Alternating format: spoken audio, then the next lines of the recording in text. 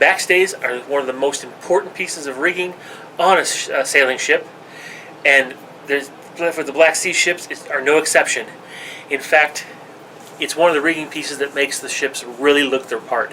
So let's take a look at a simple way of doing the rigging, the backstays specifically, and how you can not only improve the looks of the model, but also simplify the way you rig it. Alright, let's stay tuned. Alright, so what are the backstays? Simply put, those are the two lines on each of the masts that go from basically the top gallant yard arm down to the railing, back up to basically your top sail, your top sail yard arm. The purpose is literally to hold the sails back. As the wind pushes on the sails, it's going to push the mast forward. These stays hold it back, hence backstays, right? So in the Black Sea ships, whether they're metal or plastic, the backstays actually serve the same purpose, because as you do the rigging between the bowsprit and the main mast, and the regular stays, like from the foremast, sorry, not the main mast down to the bottom of the foremast, it's possible sometimes those are going to get a little limp. You can actually use the backstays as you thread them to tighten the mast up, pull them back just ever so slightly to straighten out those previous riggings. So in all, the backstays actually not only do they help the model look really, really good as far as adding that extra detail with the vertical rigging, even if you don't put rat lines on, but they'll also actually straighten up your rigging if you haven't put too much slack in it. Before we start though, I'd like to go over a couple concepts and some tips on getting your ships ready to do the backstays. Now, some of these tips were actually in another video I did on just general tips to make your Black Sea ships look better, painting and building and all that. So some of this might be a repeat, but if you haven't seen the video, this will be new for you. Now I'm going to use a larger ship to help illustrate. It's a Blood and Plunder 28 mil ship, and essentially they've got, this is probably 100 years before what we've got in age of Black Sails or Black Seas. So even though it's a much earlier ship, some of the rigging is identical, at least conceptually. So we're going to cover kind of how the backstays and ratlines work. All right, so I'm going to show you very, very carefully here as we look at this model. Notice up here the foremast is going to go here, and then you've got right here you've got this board. They call it a channel basically, chain whale. Okay, that's how it's spelled. You can see I'll put it down in the video, but it's a channel, and this is designed to hold the rat lines from this point to the mast. The rat lines don't connect here. Now, in this model, it's a much simpler version than what we use in Black Seas. This actually should go much further back because the backstays come into this channel as well. Okay, so on a Black Sea ship, I'll go ahead and use the ship we've been playing around with, and we'll see if we can get a close look at where the channels are and how we would use them. Matter of fact, I'm going to use a completed ship to show you where these stays are supposed to go. Alright, so this is a completed third rate, and with the third rate, the plastic ones, Warlord has done you a favor by putting a location where to run your backstays through, and those are located in small rectangular holes or square holes right here, here, and here. Now, what's really where these are supposed to go, and the reason I bring this up, is that on the first rates, I'm going to show you the Trinidad here as an example, you'll have to drill your own holes. Well, instead of drilling into the side of the ship, especially since there's very little room in several places along the ship for this, you could actually drill it in the right place. So let me zoom in here and take a look at where we should be drilling these holes. Okay, so down here, oops, let's get that.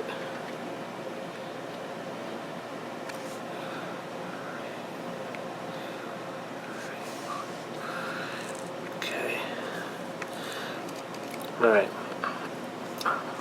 Even on the Trinidad, it's going to be kind of hard to see, but you see where the rat lines are connected. The channel is sitting right here, and the backstays go down to the very end of it. That's where they're supposed to go. Now on a first rate, there's plenty of room for it, but on the smaller ships, not so much. So on these resin ones, it's not a real problem. You can actually drill right in the back center of each of the channels here for the main mast, foremast, and here even the mizzen mast.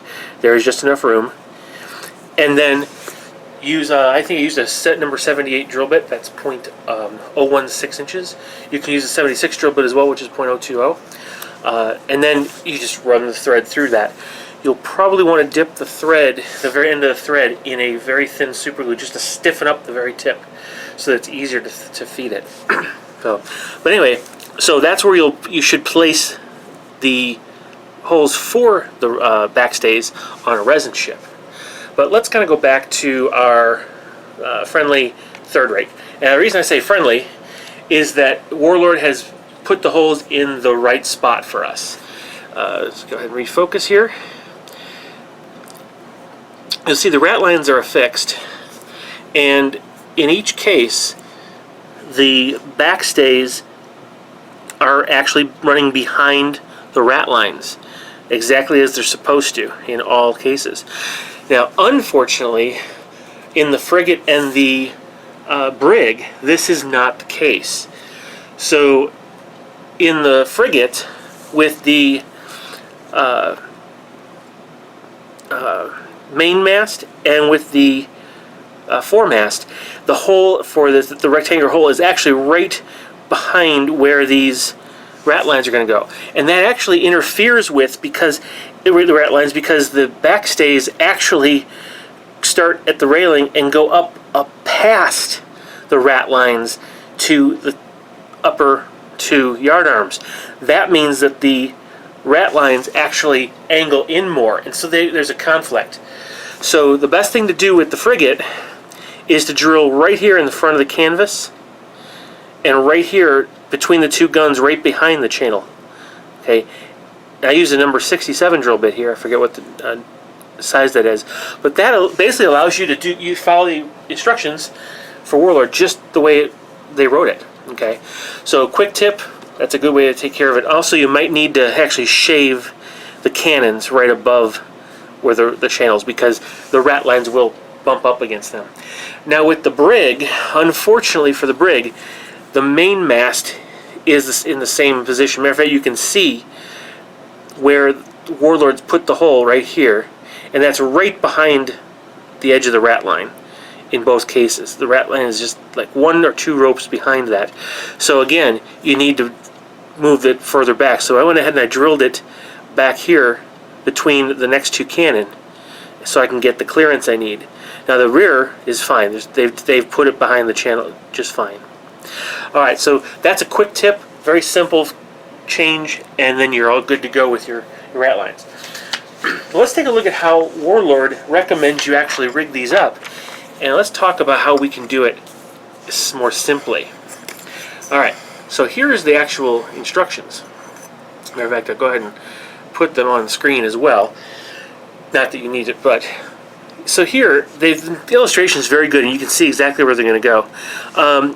Earlier in the rigging, they talk about running one of the lines from this point up along the mast to get up here. We didn't do that in the earlier video. We simplified the rigging, so that is not there. But that doesn't stop us.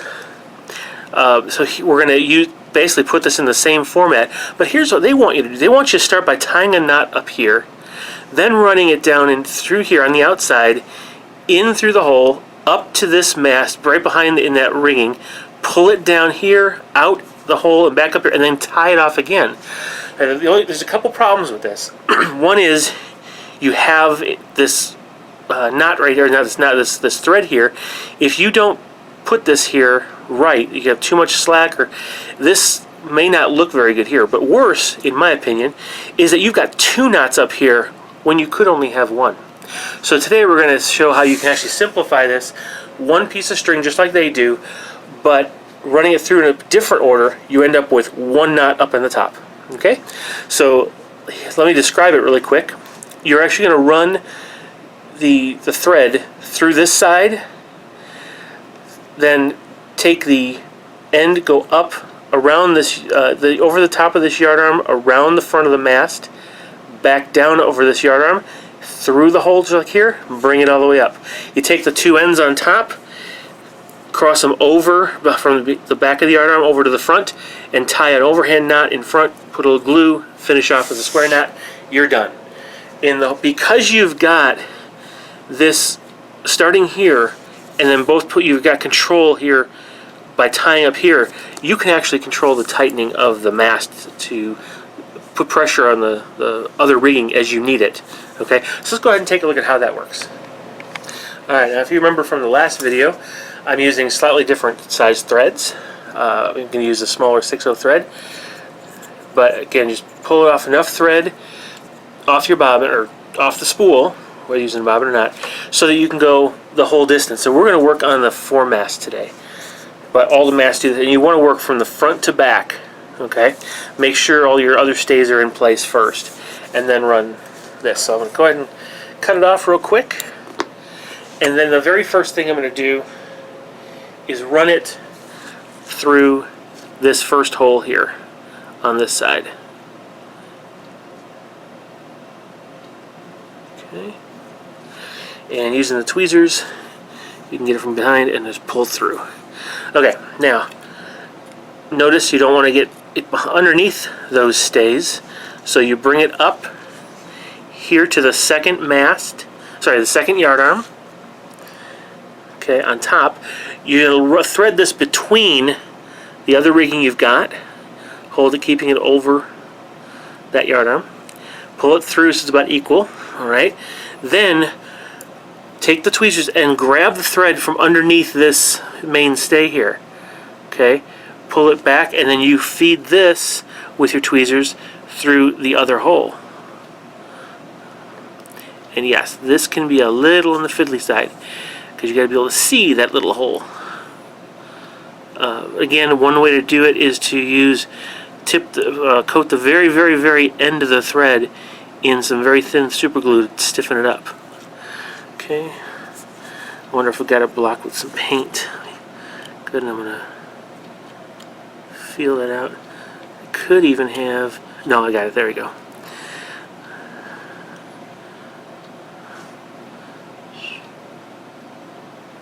Okay, there it goes through, and then again, pull it through the tweezers. Okay, now here, I'll show you, because there's some slack, this top section actually flipped over the yard arm. So you got to reposition it. There we go, so it's on the proper side of the yard arm. And then pull tight, now with both fingers. Alright, now what I have, I use my hackle pliers, but if you have a small clip, such as the one of these little hair clips, you can hold on to one end of the rigging, and then use the other end. You want to pull them both up. Okay, see how that ends up being strong, strung up there. Whoops, it's very hard to see because it's so fine. Let me zoom in a little bit. It's hard to get too close. It does not want to focus. So there, you can see it just barely.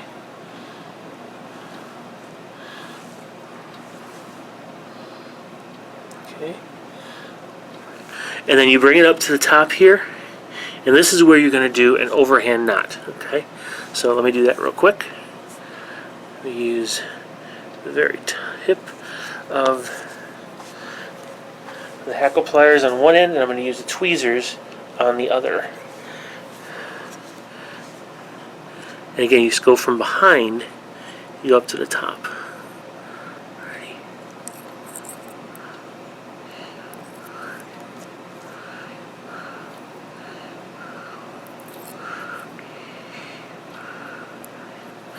So you grab it. Oh, that's one other thing. Also notice, if you have the rigging up here already done, it has to go underneath this upper rigging here. So you're going to pass your this up over the top, but underneath this rigging. that can be fiddly, so be very careful. And again, be very patient. Okay, so there we go. And you can use the weight of the clip to make your life a lot easier.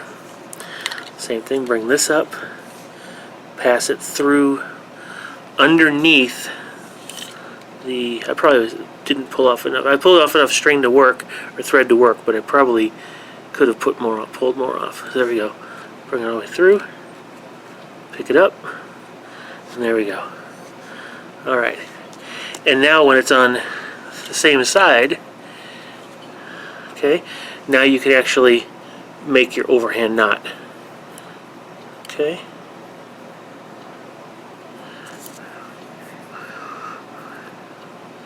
Grab this, bring it up and through.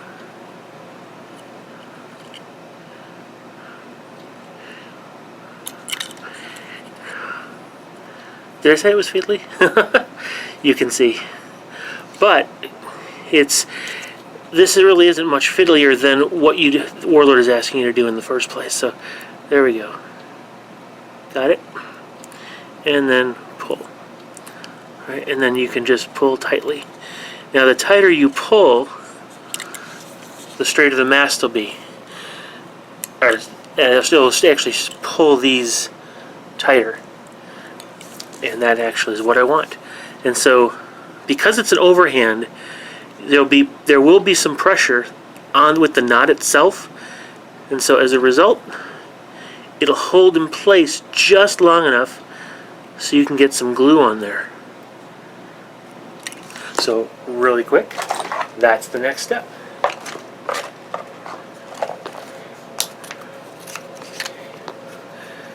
And in this particular case, you want to glue on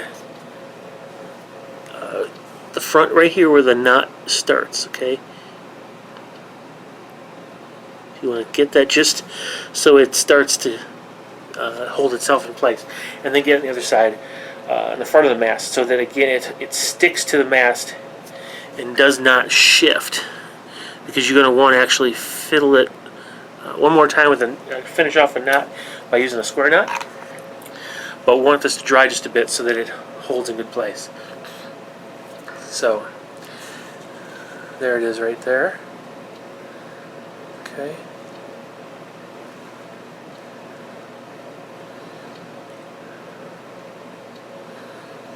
Alright, so now we do the same thing we just did before, except now we just make we finish it off as a square knot. So you can bring this over to top here.